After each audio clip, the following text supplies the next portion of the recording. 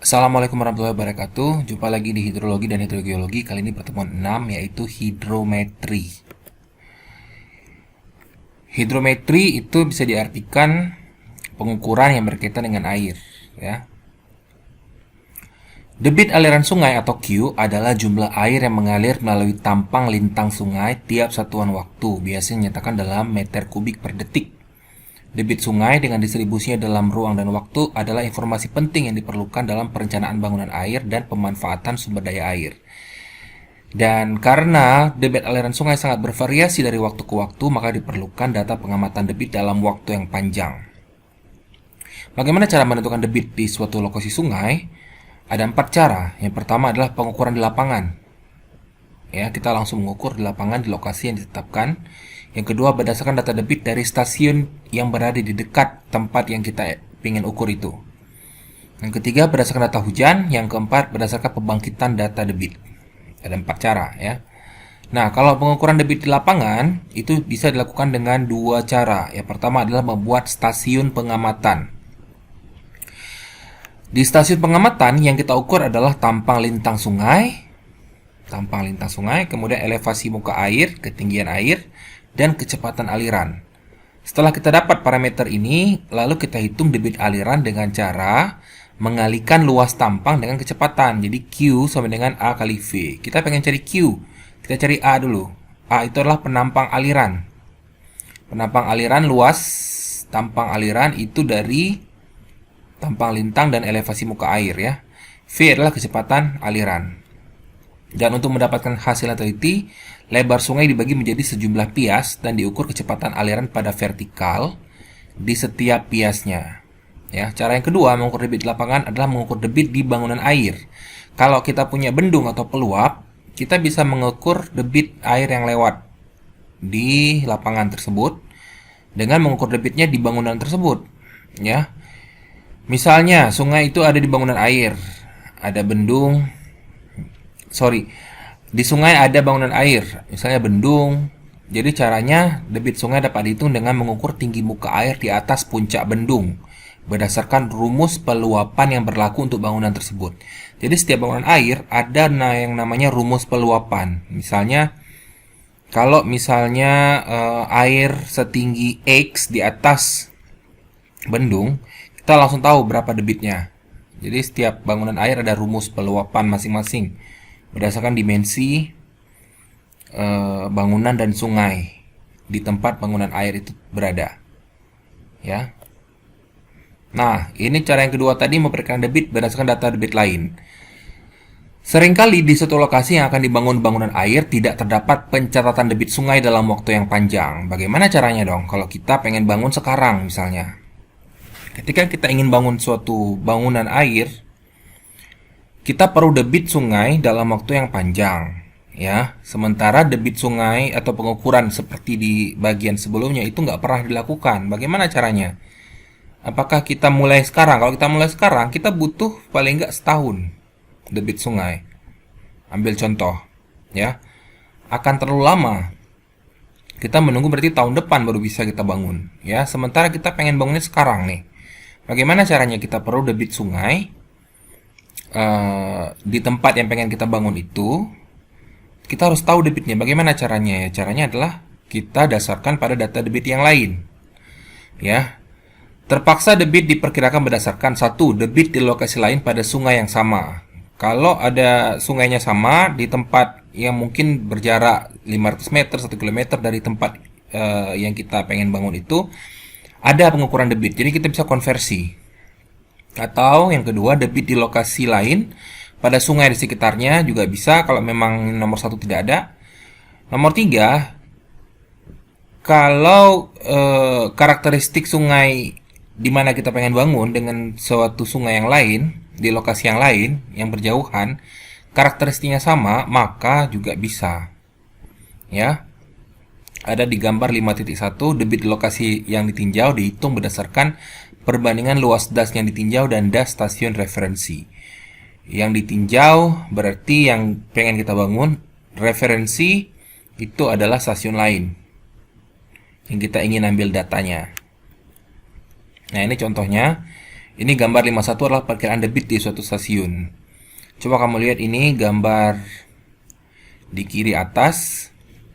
Ini ada aliran AA, ada aliran A, ada QA. Di sini ada AB, dan di sini ada QB. Saya pengen tahu QA. Berapakah debit A? Sementara di AA saya nggak pernah mencatat debit. Di sungai ini kan luasan A, kita bilang ini A ya, luasan A. Yang keluar dari A itu adalah QA. Ini semua das itu adalah luasan, kita bilang B.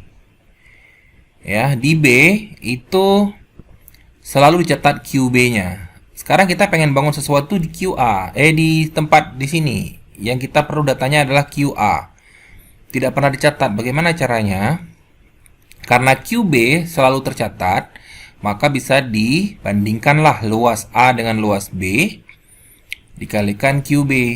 Nah, jadi kalau pengen tahu debit A, luas dari A per luas dari B dikalikan QB. Ya. Sementara ini adalah das C. Ya, das C. Debit yang keluar adalah QC. Nah, di sini tidak pernah dilakukan pengukuran. Di sini ada. Dan karakteristik sungainya mungkin sama. Lokasinya bisa jadi berjauhan. Tapi karakteristiknya sungai sama, sehingga bisa kita bandingkan AC per AB kali QB. Jadi, kita bisa tahu atau kita perkirakan QC, debit C, dengan membandingkan luasan di C, luasan ini, dibandingkan dengan luasan B, dikalikan debit dari B. Gitu. Ya, ini grafik di tengah ini adalah, ini kan hujan jam-jaman, hietograf. Ya, dari hietograf kita bisa menurunkan data limpasan atau debit. Ini seperti ini debit. Nah, ini kira-kira ya. Ketika kita pengen bangun suatu bangunan air, kita anggaplah kita di sini nih, di tahun 2008 ya. Untuk membangun pada tahun 2008 kita perlu data-data belakang ini, ke belakang. Untuk apa? Untuk meramalkan bagaimana nanti akan kejadian di masa depan. Nah, di hidrologi lah kita belajar juga bahwa pentingnya sejarah untuk mempersiapkan masa depan. Oke. Nah, kalau data ini tidak ada, kita bagaimana kita menentukan bangunan yang bisa mengelola air sekian. Kita nggak tahu berapa sekian itu. Makanya kita perlu data-data lampau. Oke. Nah, ini cara yang ketiga tadi, memberikan debit berdasarkan data hujan. Debit di suatu lokasi yang ditinjau dapat juga diperkirakan berdasarkan data hujan. Misalnya, kita menganalisis hubungan hujan limpasan dan analisis hidrograf. Oke. Debit aliran sungai di sungai berasal dari hujan yang jatuh di das. Sehingga dengan mengetahui P, berapa hujan yang jatuh, dan kilangan airnya bisa jadi ET, evapotranspirasi, bisa jadi F, yaitu yang masuk ke dalam tanah, ya, akan dapat diperkirakan berapa debit aliran. P ini kan akan terbagi dua ya. Sebagian akan kehilangan, sebagian akan menjadi debit atau limpasan. Dari data debit hujan di das yang biasanya terukur dalam satu periode pendek, dibuat satu persamaan yang menggambarkan kedua hubungan tersebut. Nah, persamaan ini maksudnya kalau hujan P maka akan terjadi Q sekian. Itu ada persamaannya. Dari persamaan yang diperoleh dihitung debit air aliran berdasarkan data hujan yang biasanya mempunyai pencatatan waktu lebih panjang. Data hujan itu lebih panjang dicatat. Kalau debit itu belum tentu dicatat. Ya, banyak sekali model-model atau metode-metode yang digunakan untuk menurunkan debit bulanan atau setengah bulanan. Ini ada regresi, mock, model tangki, dan lain-lain. Nah, ini adalah analisis hubungan hujan limpasan. Kalau analisis hidrograf, nah hidrograf itu apa? Grafik yang memberikan hubungan antara debit dan waktu. Hidrograf tersebut diturunkan dari data hujan dan debit aliran yang berkaitan. Jadi hidrograf itu dibuat dari pencatatan ya. Misalnya sekarang terjadi hujan sekian. Berapa debit yang terjadi? Dicatat. Besok seperti lagi ada hujan sekian, debitnya berapa? Akhirnya dapat hubungan, bisa digambarkan hidrograf. Ya, sehingga kita bisa memperkirakan ketika hujan, kalau ini akan hujan sekian, maka Q-nya sekian. Kita akan tahu. Nah, itu adalah hubungan antara hujan dan debit. Nah, kemudian ada juga perkiraan debit berdasarkan pembangkitan data debit. Nah, ini menggunakan model yang lebih advance. Ya, ada model Thomas Fearing, autoregresi, dan lain-lain. Jadi, dikembangkan dengan maksud untuk menirukan sifat-sifat statistik utama dari deret berkala hidrologi untuk menurunkan debit sintesis yang dapat digunakan untuk perencanaan atau pengoperasian suatu sistem. Jadi, dari beberapa cara perkiraan debit sungai, ada 4 tadi. Di bab hidrometri ini kita akan bahas cara pertama saja, yaitu mengenai pengukuran debit di suatu stasiun pengamatan. Jadi kita langsung ukur di lapangan. Nah, teori pengukuran debit. Q, tadi sudah dijelaskan sedikit, adalah A kali V. A adalah luas tampang, aliran. V adalah kecepatan. Jadi kedua parameter tersebut diukur pada suatu tampang lintang atau stasiun di sungai. Luas tampang A diperoleh dengan mengukur elevasi permukaan air dan dasar sungai. Jadi diukur bentuk sungainya bagaimana dan elevasi. Elevasi sangat penting karena kalau airnya nurun, luas tampang kan juga berkurang. Kemudian kecepatan aliran diukur dengan alat ukur kecepatan, misalnya current meter. Current itu arus artinya ya. Current meter, pelampung atau peralatan lain.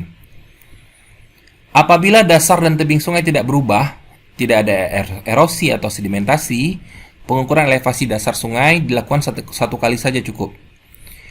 Kemudian dengan mengukur elevasi muka air untuk berbagai kondisi, mulai dari debit yang kecil sampai debit yang besar, dapat dihitung luas tampang untuk berbagai elevasi muka air tersebut.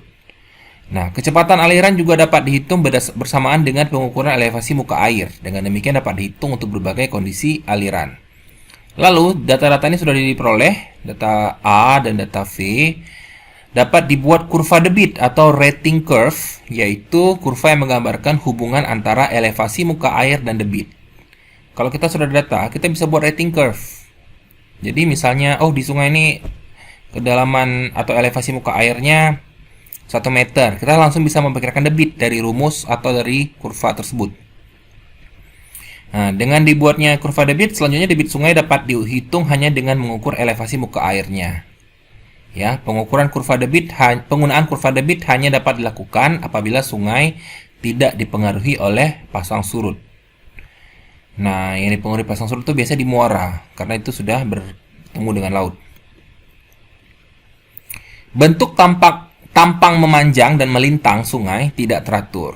Ya, selain itu karena pengaruh kekentalan air dan kekerasan dinding sungai, distribusi kecepatan pada vertikal dan lebar sungai adalah tidak seragam. Ada di gambar setelah ini. Distribusi kecepatan pada vertikal itu mempunyai bentuk parabolis dengan kecepatan 0 di dasar dan bertambah besar dengan jarak menuju permukaan. Jadi, dalam satu tampang sungai, kecepatan di dasar, di tengah, sampai di atas itu nggak sama. Ya. Dalam arah lebar sungai, kecepatan di kedua tebing adalah 0. Dan semakin ke tengah, kecepatan semakin bertambah besar. Ya, jadi kalau ada penampang seperti ini, kalau kecepatan di tebing itu 0 air di tebing. Karena ada gesekan. Semakin ke tengah semakin bertambah besar. Dengan memperhatikan distribusi tersebut, maka pengukuran kecepatan harus dilakukan di beberapa vertikal.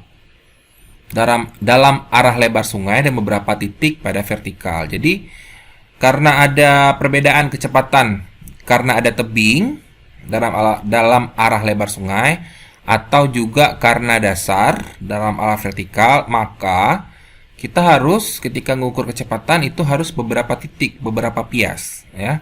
Semakin banyak vertikal dan titik pengukuran akan memberikan hasil semakin baik. Nah, ini adalah gambar untuk sebelumnya distribusi kecepatan di tampang lintang sungai. Ini adalah distribusi kecepatan melintang. Jadi kalau kita lihat dari atas sungainya ya. Jadi yang paling kencang atau paling cepat adalah yang tengah, karena dia jauh dari dinding. dinding sungai. Dinding sungai ini kan mengalami gesekan sehingga kecepatan air berkurang. Jadi yang paling cepat adalah yang tengah. Ini kalau dipotong ya pada vertikal, ini muka airnya, yang paling tinggi kecepatan adalah yang paling atas karena dia tidak ada gesekan, jauh dari dasar.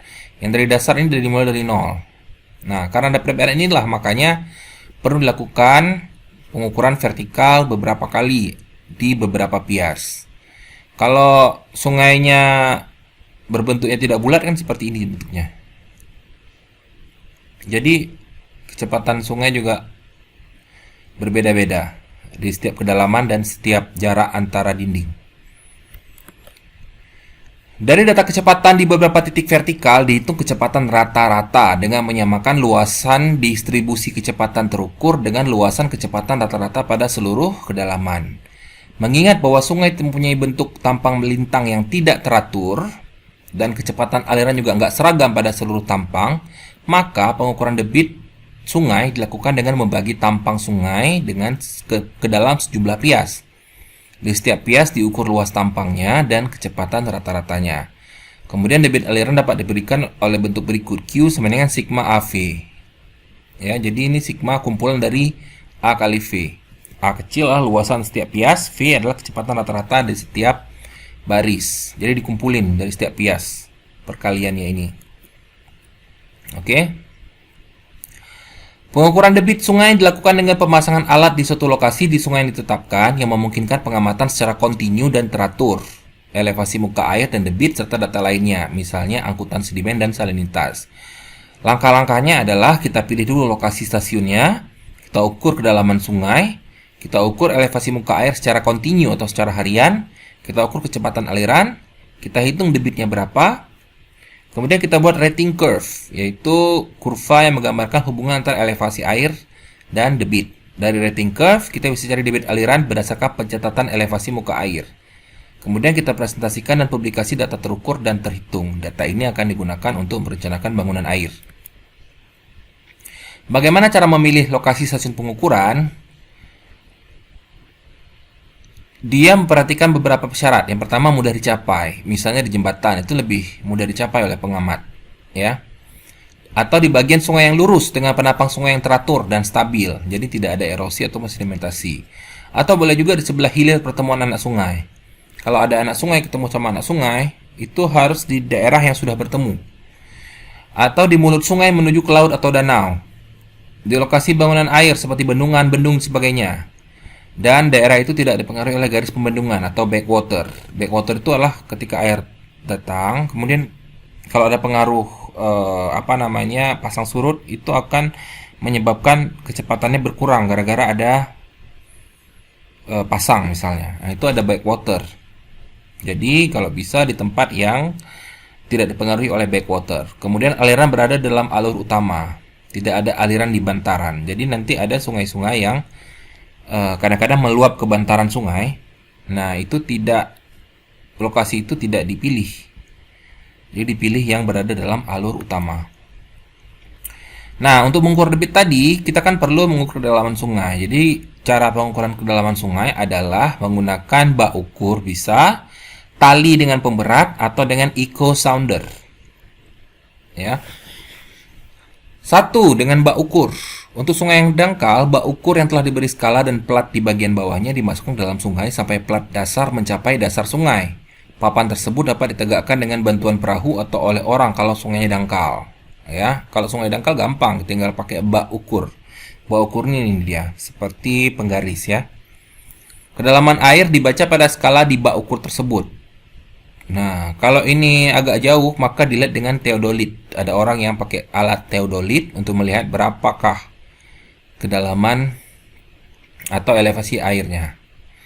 Jadi pembacaan tersebut harus dikaitkan ini dengan elevasi tebing atau tanggul sungai atau lahan dengan menggunakan teodolit ya.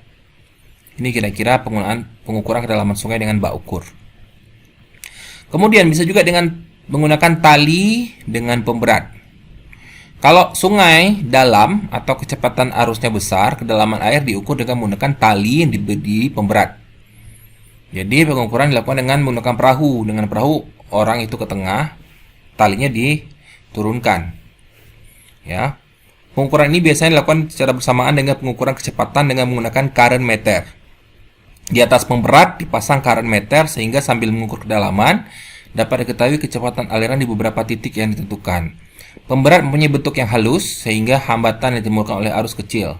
Pemakaian kabel atau tali untuk mengukur kedalaman perlu diperhitungkan koreksinya. Kenapa perlu diperhitungkan koreksi? Karena ketika kita masukkan tali dengan pemberat ke dalam sungai, dia nggak akan lurus, ya. Dia akan sedikit terbawa arus sehingga akan membengkok di situ. Jadi perlu ada koreksi.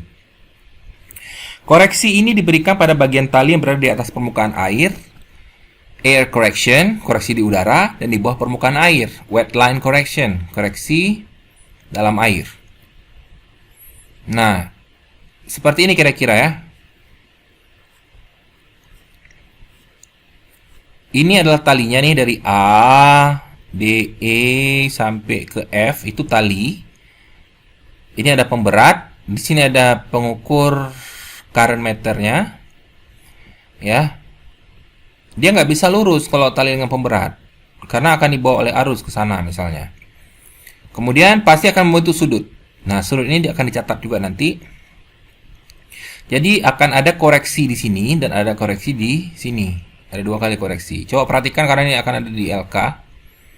Koreksi tersebut adalah dalam persen terhadap kedalaman vertikal AB yang nilainya diberikan dalam tabel 51 untuk berbagai nilai theta. Di bawah permukaan air ada koreksi di tabel 52, yaitu kedalaman tali basah EF untuk berbagai nilai theta. EF adalah ini E sampai F. Akan ada koreksi nanti. Di atas juga akan ada koreksi. Ya. Ini silakan dilihat sendiri apa yang dulu diukur. Nanti di LK juga akan saya jelaskan lagi bagaimana cara mengisinya. Ini koreksi di atas permukaan air atau koreksi udara. Kalau misalnya sudut yang kamu ukur itu 10 derajat, maka koreksi harus kita tambahkan nanti atau kita kurangkan 1,54%, ya. Ini dia. Sudut ini misalnya 10. Maka 1,54. Kalau sudutnya 26 berarti segini. Nah, itu tergantung berapa sudut. Kalau koreksi di bawah permukaan air, ya ini. Jadi tabel ini akan kita gunakan nanti. Oke, cara ketiga untuk mengukur kedalaman sungai adalah pakai echo sounder. Ini pakai alat. Ya, alat ini juga bisa mengukur batimetri atau kedalaman laut. Cara kerja ini prinsipnya adalah 1. Air adalah media yang baik untuk perambatan gelombang suara. Gelombang suara dapat dipantulkan dengan baik oleh dasar sungai. Jadi alat echo sounder ini dipasang pada dasar kapal atau digantung pada sisi kapal. Jadi dari alat itu dipancarkan getaran suara, dia merambat ke dasar sungai dan dipantulkan kembali, kemudian ditangkap lagi oleh si echo sounder, diterima dan dicatat oleh alat tersebut. Selang waktu antara pemancaran dan penerimaan getaran dapat memberikan kedalaman air yang kemudian direkam pada kertas pencatat. Dengan alat ini dapat diperoleh hasil profil dasar sungai secara kontinu. Lebih gampang pakai echo sounder ya. Kita bisa naik perahu, langsung kita bisa gambarkan, oh titik ini kedalamannya sekian. Maju lagi ke depan, mengikuti arus sungai, dapat lagi kedalamannya, dapat lagi. Jadi bisa diukur kontinu. Ini contoh alat echo sounder. Ya, silakan baca sendiri. Banyak sekali jenis-jenisnya. Oke. Pengukuran elevasi muka air di stasiun pengukuran merupakan parameter penting dalam hidrometri. Elevasi tersebut diukur terhadap datum atau elevasi referensi yang berupa elevasi muka air laut rata-rata atau datum lokal, benchmark.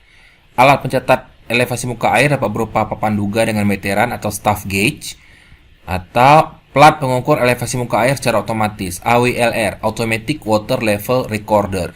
Pengamatan muka air dilakukan di lokasi di mana akan dibuat bangunan air seperti bendungan, bangunan pengambilan air, atau di tempat penting lainnya.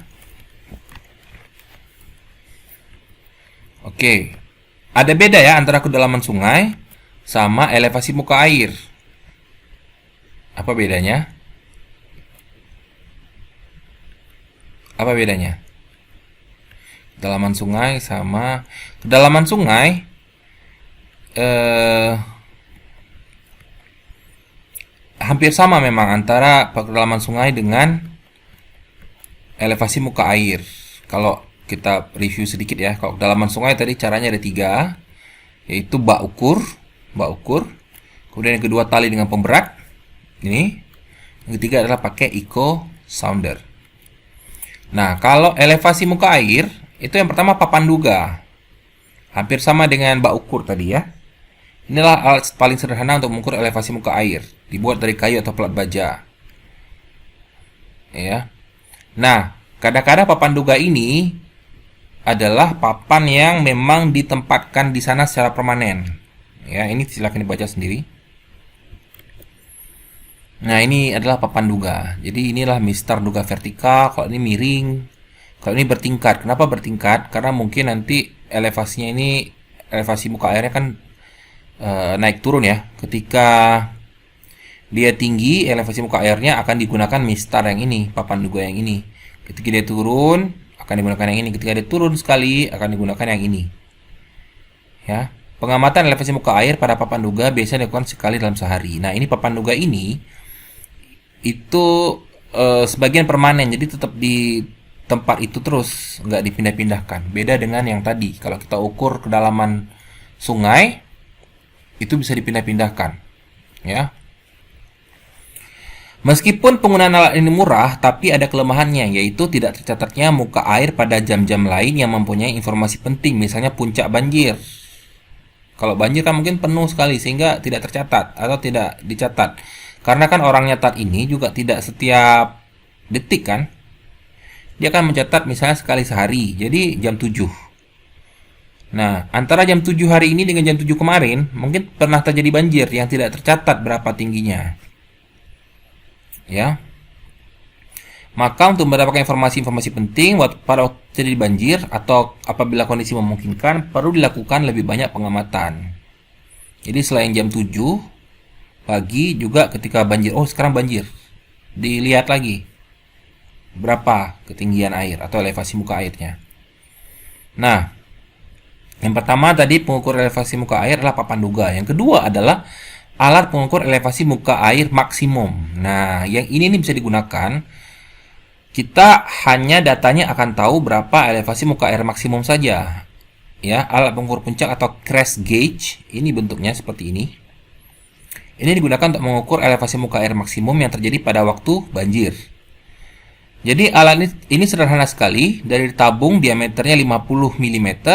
Ada lubang yang terdapat di dekat dasar dan tertutup di bagian atas. Jadi ada lubang nih di bawah untuk masuk air ke dalamnya. Dalam ini mungkin ada semacam mistar seperti ini ya. Di dalam ini nanti dimasukkan. Ini lengket mungkin di sisi sungai. Ya.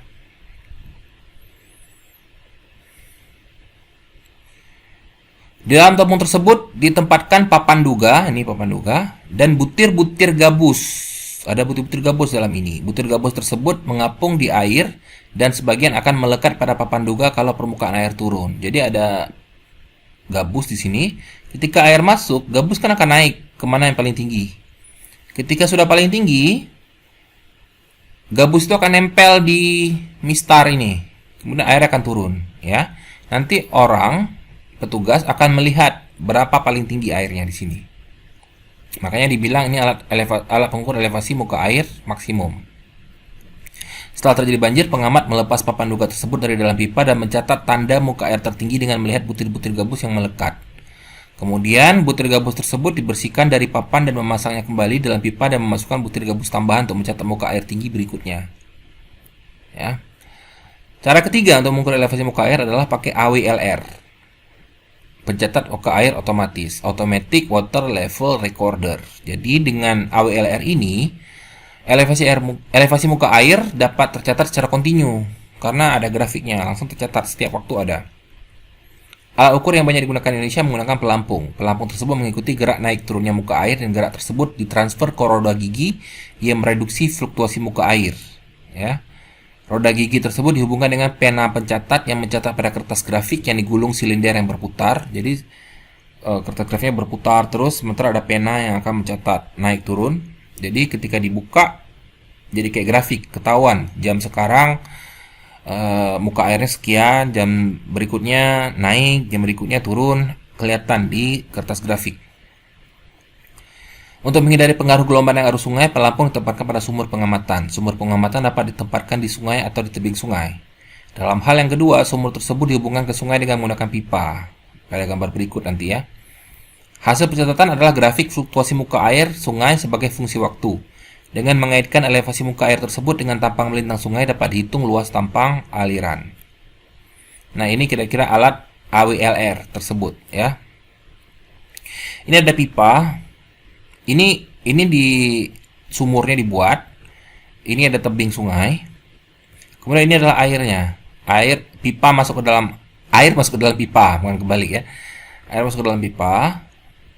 Jadi karena air masuk dalam pipa, kalau airnya tinggi, dia akan bereaksi di sini. Kemudian ini pelampung ya. Air akan masuk kan. Air yang ada di dalam sumur ini akan sama dengan air yang ada di sini. Dan air yang ada di sini ini akan terekam di sini. Ini pita pengukur, ini perekam. Jadi airnya naik atau turun itu akan tercatat di grafik di sini. Oke, pengukuran elevasi sudah. Sekarang pengukuran kecepatan. Pengukuran kecepatan dapat dilakukan yang pertama langsung dengan menggunakan pelampung atau tidak langsung dengan menggunakan current meter. Kalau pelampung itu paling sederhana. Kita menggunakan pelampung yaitu dengan mengukur selang waktu yang diperlukan oleh pelampung untuk menempuh suatu jarak tertentu. Nah, biasanya dilakukan pada cara ini ya, bukan acara. Dilakukan pada waktu banjir di mana pemakaian current meter sulit dilakukan atau pada survei pendahuluan. Jadi karena sederhana bisa digunakan pada survei pendahuluan. Ada 3 macam pelampung. Yaitu pelampung permukaan, ada pelampung dengan kaleng, dan pelampung batang. Pelampung permukaan mengukur kecepatan aliran pada permukaan saja. Sedangkan untuk pelampung dengan kaleng atau pelampung batang juga mengukur rata-rata pada vertikal. Kalau digunakan tipe yang pertama, yaitu pelampung permukaan, untuk mendapatkan kecepatan rata-rata pada vertikal, harus dikalikan dengan koefisien, biasanya adalah 0,85. Ini adalah tipe pelampung, tipe pertama. Jadi, ini ya. Yang pertama ini jadi dibikin ruas-ruas dulu. Misalnya kan di sini titik A, kemudian dicatat tuh pakai stopwatch ya. Dilepaskan pelampung, dia akan jalan. Sampai ke titik B, ditekan stopwatch. Dilihat untuk dari A ke B biasa berapa meter? Apakah 10 meter? Nah, 10 meter itu ditempuh dalam berapa? Waktu berapa? Nah, bisa dicari kecepatan airnya. Tapi ingat, kalau pakai pelampung harus dikalikan 0,85. Tipe yang kedua, ini adalah pelampung dengan kaleng. Jadi ada pelampung tapi ada tali dan ada kaleng. Sehingga yang membawa pelampung ini adalah semua kecepatan rata-rata yang di air. Baik yang dari atas dasar sampai ke yang di dalam ini. Karena ada kalengnya. Sehingga nggak perlu dikalikan 0,85 lagi. Ya. Kecepatan yang kita dapatkan sudah kecepatan rata-rata. Kemudian tipe ketiga adalah tipe pelampung batang. Jadi batang itu ditaruh vertikal, kemudian kita lepaskan dari satu titik. Ketika mencapai titik berikutnya, dimatikan stopwatch. Ini sudah kita dapatkan kecepatan rata-rata secara vertikal. Karena kecepatan yang membawa batang ini kan dari air yang di atas sampai air yang ada di bawah. Jadi nggak perlu dikalikan 0,85. Yang perlu dikalikan 0,85 adalah yang di atas saja. Oke. Nah, ini pengukuran kecepatan dengan pelampung. Ini kalau kita potong penampang. Jadi kan ada pias 1, ada pias 2, ada pias 3, pias 4. Mungkin akan dilakukan di sini dulu. Kemudian dilakukan di sini, kemudian dilakukan di sini. Ini kalau dari atas penampakannya akan ada dari titik A, titik B, titik C. Jadi kalau di titik 1 ditaruh dulu pelampung di sini, dicatat berapa waktu yang dihabiskan ketika dilepas di A sampai ke B. Kemudian dari B dilepaskan lagi berapa waktu yang dibutuhkan sampai ke C. Akhirnya bisa dicari rata-rata. Ya, ini hanya di 1. Dan dilakukan di 2 lagi, dilakukan di 3, dilakukan di 4. Ya. Dibagi pias ini bagaimana caranya? Ya, itu tergantung kondisi lapangan. Kalau kondisi lapangan seperti ini, mungkin bagus dibagi 4. Yang pertama kan karena dia dangkal. Yang kedua ini sudah hampir dalam. Kemudian ini yang paling dalam. Ini juga pinggir di sebelah sini. Kalau misalnya ini bentuknya teratur, mungkin hanya perlu 3 di sisi sini, di tengah satu, sama di paling pinggir di sini gitu. Nah, nanti kecepatan aliran di 1, 2, 3, 4 itu dirata-ratakan kembali, baru mendapatkan kecepatan air rata-rata seluruhnya. Ya.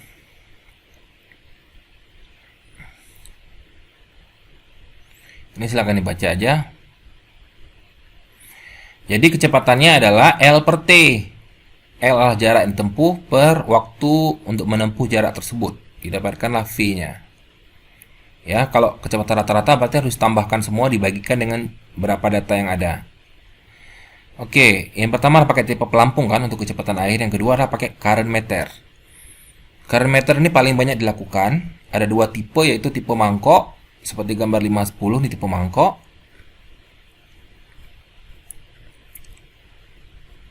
Ya, kemudian ada tipe apa lagi ya? Kok cuma 1 di sini?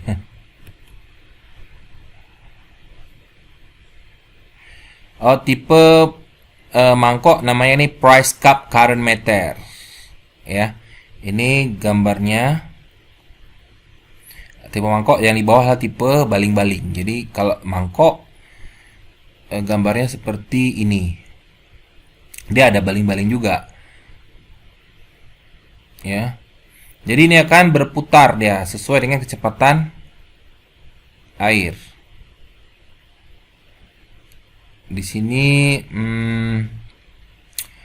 mangkok itu maksudnya dia seperti wadah bulat kecil, dia akan berputar ketika akan ada arus. Dan berapa putaran dalam berapa waktu itu dicatat. Kemudian ini kan aliran nih, aliran masuk, jadi ini akan memutar balik mangkok tersebut. Berapa kali terputar dalam 1 menit misalnya kita catat. Nanti kecepatannya akan ada rumusnya untuk masing-masing alat. Jadi alatnya kan banyak nih, di dunia ini banyak dari pabrik-pabrik yang berbeda. Dia di kotaknya atau di kemasannya akan ada rumus untuk mencari berapa kecepatan air. Kalau tipe yang kedua, ini tipe baling-baling. Jadi baling-baling berputar seperti ini. Ya, kalau tadi kan berputar seperti ini. Yang tipe mangkok.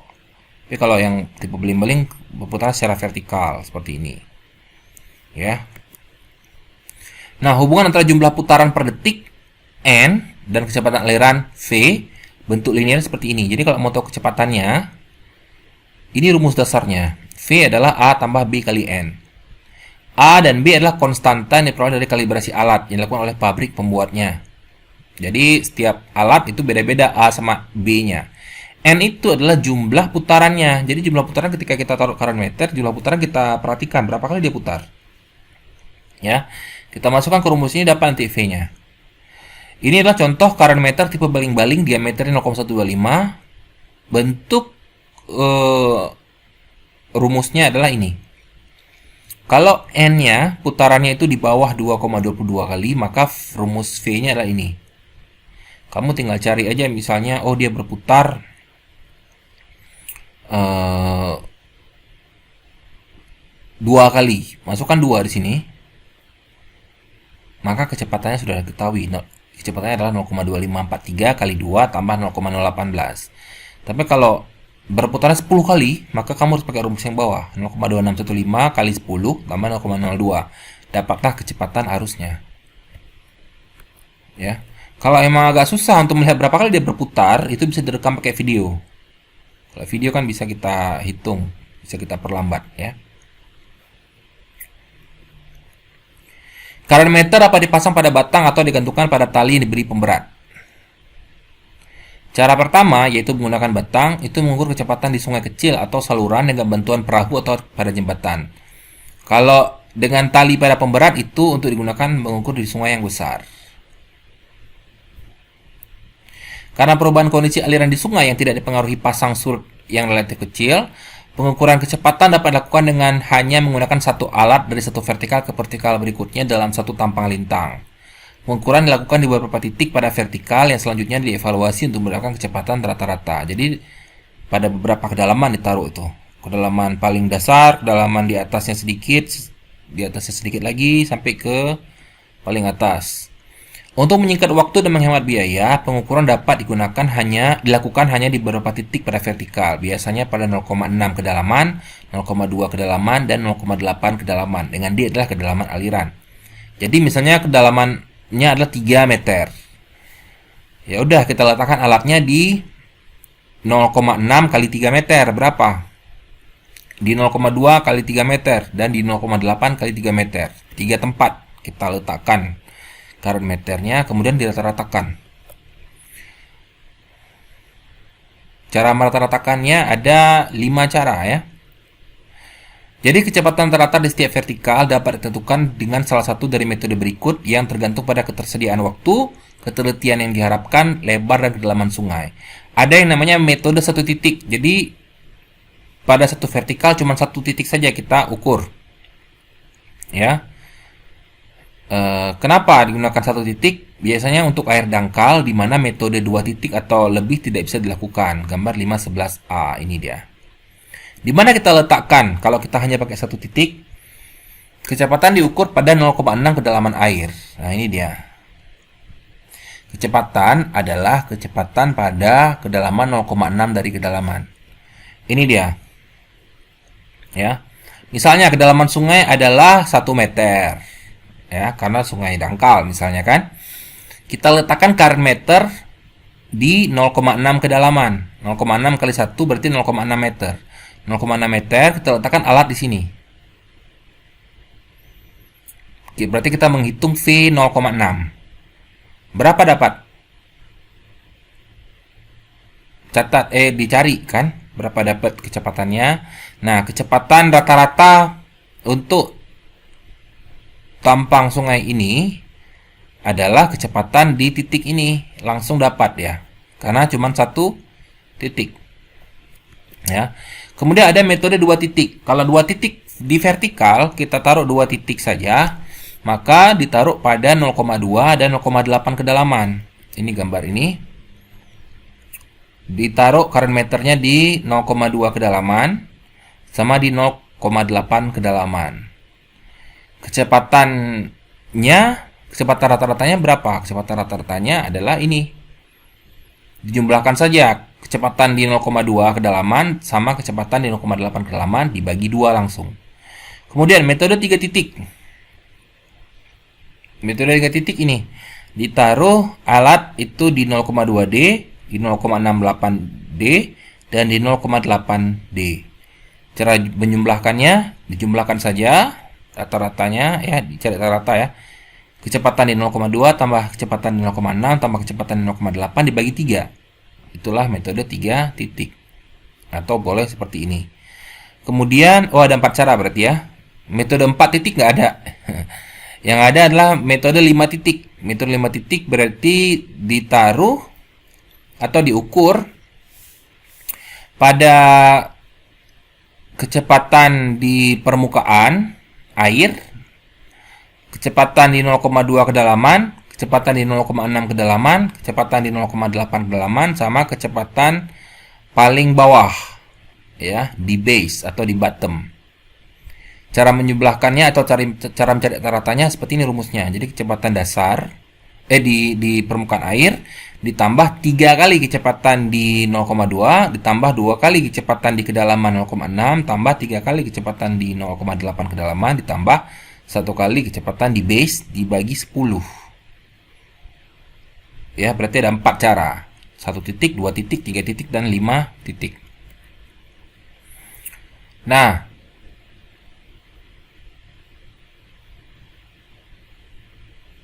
kita sampai di menghitung debit. Kalau data-data tadi sudah ada, kecepatan aliran sudah ada, elevasi muka air sudah ada, kedalaman sungai sudah ada. Selain itu juga mencari nanti lebar sungai ya. Pengukuran debit sungai dilakukan dengan membagi lebar sungai menjadi sejumlah pias, dengan lebar dapat dibuat sama atau berbeda. Kecepatan aliran dan kedalaman air diukur masing-masing pias, yaitu pada vertikal yang mewakili pias tersebut. Kecepatan aliran adalah V, kedalaman air adalah kedalaman D, bisa jadi. Debit di setiap pias dihitung dengan mengalihkan kecepatan rata-rata dan luas tampang alirannya. Debit sungai adalah jumlah debit di seluruh pias, jadi dibagi-bagi per pias. Ada beberapa metode untuk menghitung debit, ada 4 cara. Metode tampang tengah, tampang rata-rata, integrasi kedalaman kecepatan, dan kontur kecepatan. Kita hanya bahas yang 2 di atas, tampang tengah dan tampang rata-rata. Metode tampang tengah. Nah, ini sebenarnya nggak sulit. Cuma karena rumusnya mungkin bikin sedikit pusing ya. Kita langsung ke gambarnya aja. Jadi seperti ini. Ini adalah tampang sungai. Ini adalah metode tampang tengah. Jadi di setiap titik, kita bagi titik-titik ya. Ada titik 1, titik 2, titik 3, titik 4, dan seterusnya. Dan di setiap titik ini kita akan mengukur apa? Kecepatan dan kedalaman air. Di titik 1, kecepatan air mungkin akan 0 dan kedalaman juga 0. Di titik 2, kita tetapkan berapa jarak antara titik 1 dan titik 2. Boleh sama, boleh berbeda, tergantung sungainya ya. Kalau seperti ini mungkin bisa sama. Anggaplah W1 ini 0,5 meter misalnya ya. Di titik 2 kita ukur apa? Ini dia. Kecepatan rata-rata di titik 2 yaitu V2 bar, dan kedalaman air di titik 2 yaitu D2. Di titik 3 seperti itu juga, dihitung V3 rata-rata dan D3.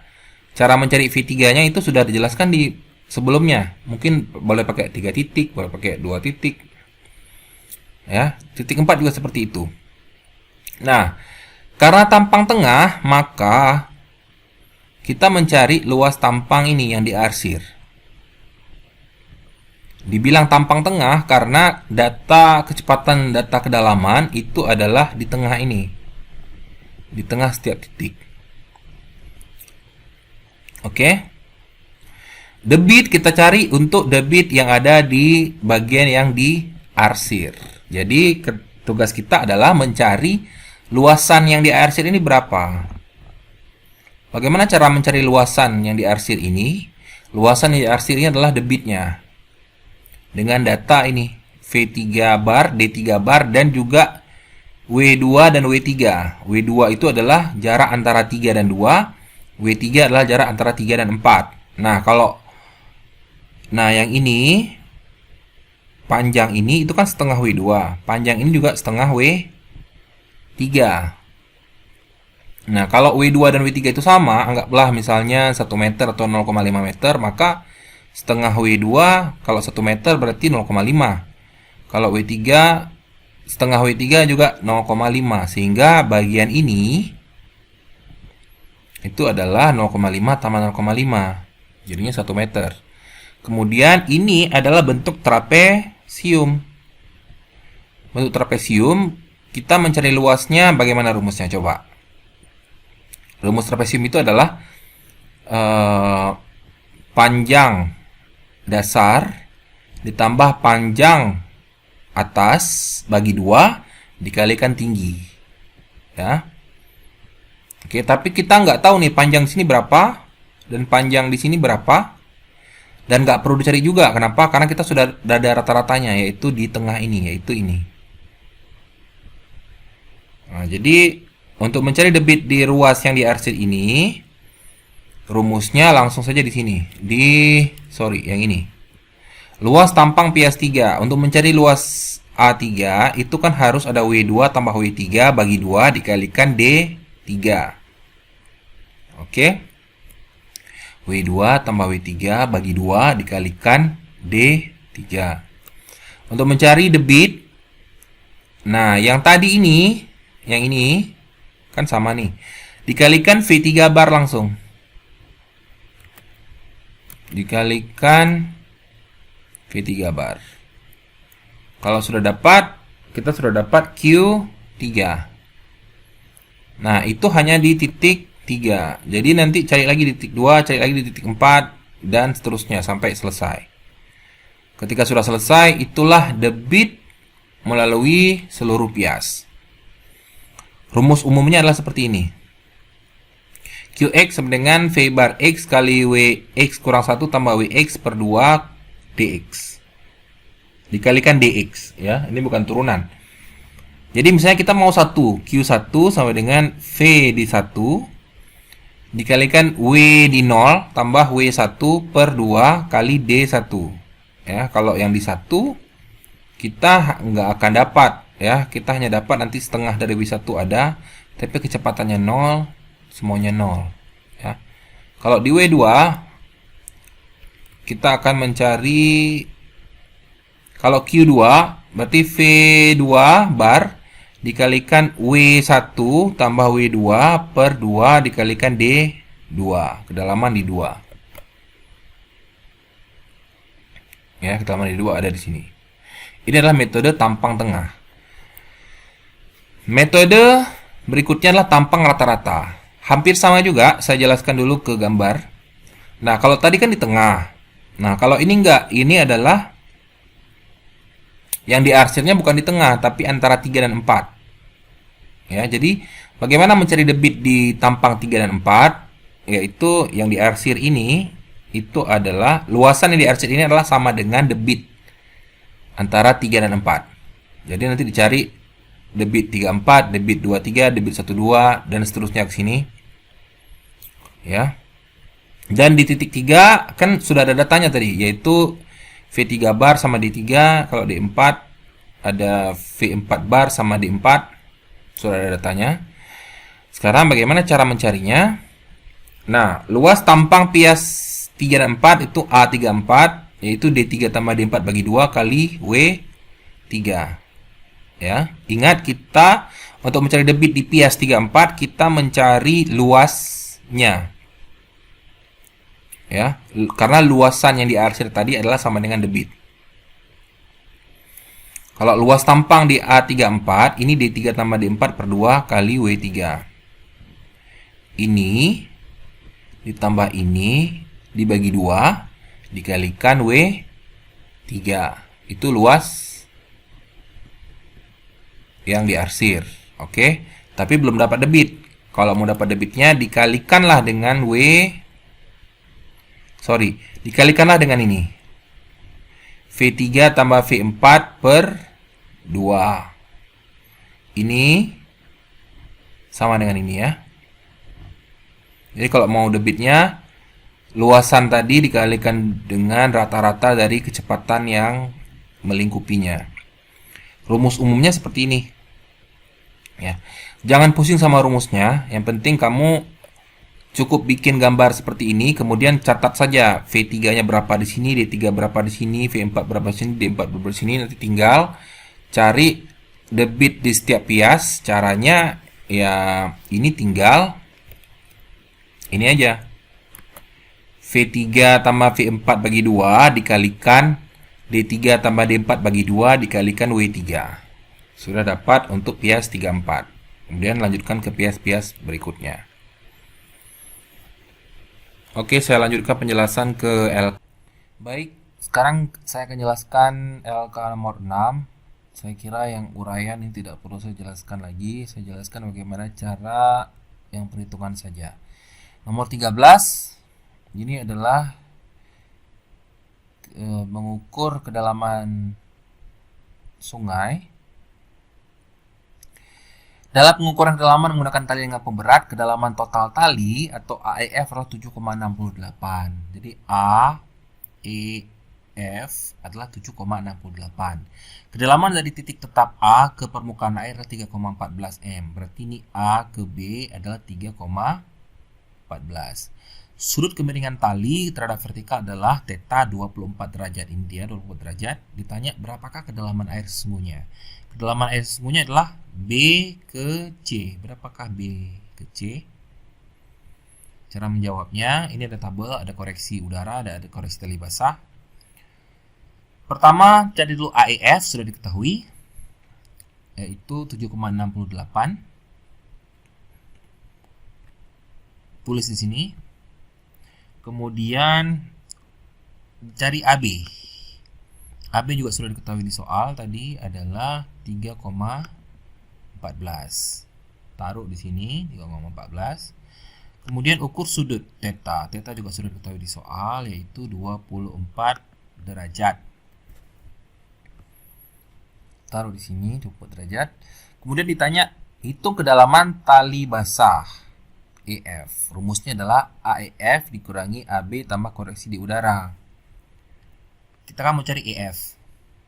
Kita mencari EF.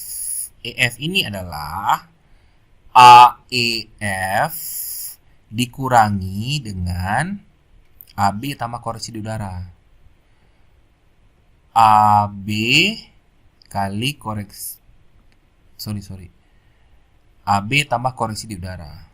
AB tambah koreksi yang ada di udara dikurangkan terhadap AEF, maka akan mendapatkan EF. Oke? AEF diketahui, AB diketahui, tapi AB koreksi di udaranya kita belum tahu. Ya. Jadi mencari EF adalah AEF dikurangi AB ditambah koreksi di udara. Koreksi di udara itu adalah, lihat tabel 51. Kalau 24 berarti 9,46%. Ingat ya, 9,46%. Ya. EF itu kan AEF kurang AB tambah koreksi di udara. Tapi koreksi udara ini harus dikalikan dulu dengan AB-nya. 9,46% dikali AB. Oke. Nah, mencari EF, AEF tadi adalah berapa? 7,68 ya. Ini AEF adalah 7,68 meter. AB adalah 3,14 meter. 14. Sudutnya adalah 24 derajat. Jadi ini cari dulu nih, 9,46 dikalikan, atau boleh 0,0946 dikalikan AB-nya adalah 3,14. Kalikan 3,14, dapatnya berapa? Nah, EF adalah AEF, AEF-nya adalah 7,68 dikurangi AB adalah 3,14 ditambah koreksi di udara. Koreksi di udara ini sudah dikalikan dengan AB ya. Ini hasil perkalian ini. Nah, ini taruh ke sini nanti. Taruh ke sini. Baru kita mendapatkan EF. Berapakah EF-nya? Kemudian, nomor 5, hitung koreksi tali basah untuk nilai EF. Kalau theta 24, maka koreksi tali basahnya berapa? 24, koreksi tali basahnya adalah 2,96%. 2,96%. Tapi, ini harus dikali dengan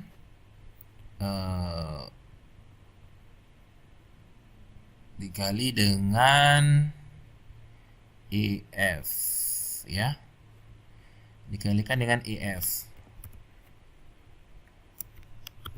Berapa dapatnya? EF tadi ada di sini ya hasilnya. Kalau udah dapat ini, baru kita cari BC. B ke C. B ke C itu adalah AEF itu 7,68 dikurangi AB 3,14 dikurangi koreksi di udara itu adalah yang ini. Di sini tadi ada nilai di sini. Ditambah koreksi tali basah yang sudah dikalikan dengan EF tadi di sini. Ini nilai ini. Nanti dapat hasilnya. Berapakah BC? Oke. Kemudian nomor 14. Tampang lintang sungai dibagi menjadi 10 pias. Ada 10 pias di sini, ya. Luas masing-masing pias dan kecepatan rata-rata diberikan di dalam tabel di bawah. Ditanya hitung debit sungai dengan metode tampang tengah dan metode tampang rata-rata. Oke.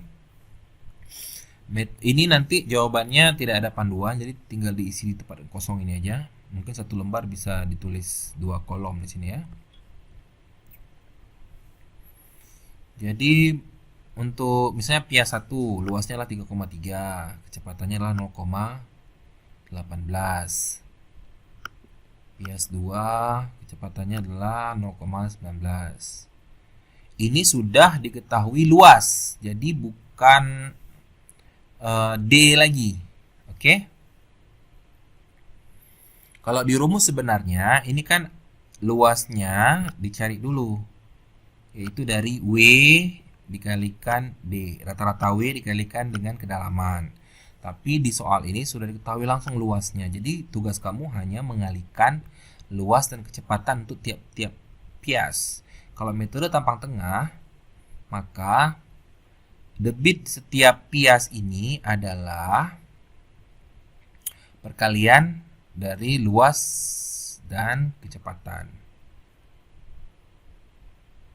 Oke.